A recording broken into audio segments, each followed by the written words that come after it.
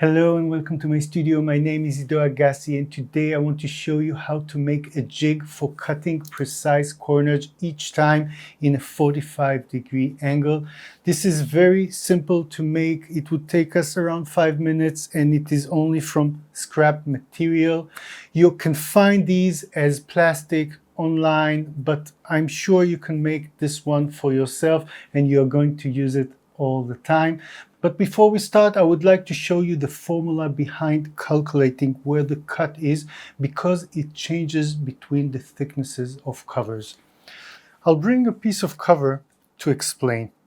The formula is from the corner, you need it 1.5 times the thickness of board. So if this board is 2.3, I want it around 3.5 millimeters from the edge. What I usually do is take my ruler and mark from corner to corner the distance I need. This is 3.5 millimeters. Then I'll take my triangular ruler, see that the base is straight, and then mark and cut. But we are going to make a jig that is going to be located in the corner and then cut it.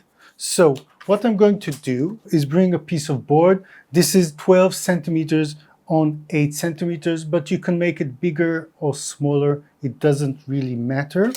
And I'm going to take my triangular ruler. I will use my weight as a guide for a straight line, but you can also just bring it to the edge or use something straight in your house. I'll take my pencil and I'm going to mark a line from the corner until the edge.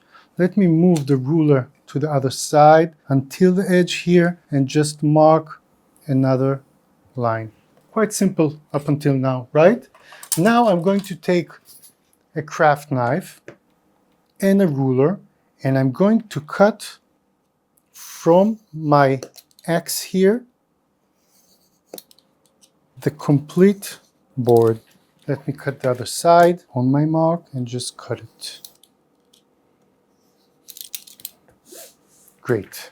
Now the most important thing is to measure the distance from the corner until where I need this jig to be. So I'm going to measure 3.5 millimeters. I'll mark it like this here. I'll take my triangular ruler for the straight line here. Again, I can put something so it would give me a straight line. And I'm going to mark a line. I'll take my ruler, bring it exactly to the line, and cut.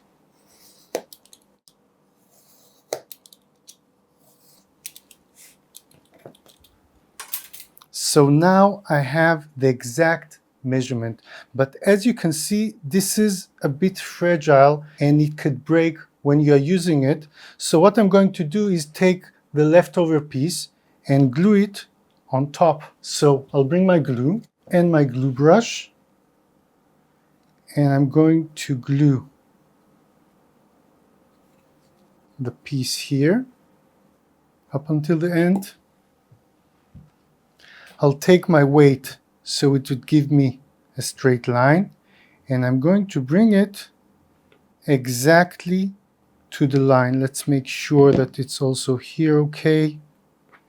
It's supposed to be the same size because we cut it from the same material. I'll take my bone folder just to make sure. You can lift it and see that it's straight. And that's it. We have a jig. What you can also do is make colors for each of the jigs. You can just glue some cloth or paper in different colors for the top side, and then you can recognize the color and then know that you're working with a 3 millimeter corner or with a 2.3 millimeter. Now let's try it out. I'll bring my cover. Let's put the jig on it. I'll bring my knife and let's cut. 1, 2,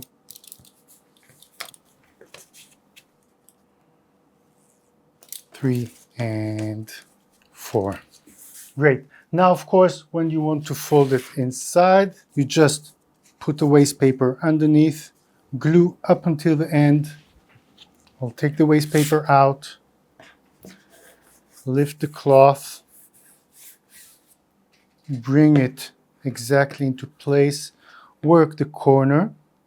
The extra material you bring inside to hide it.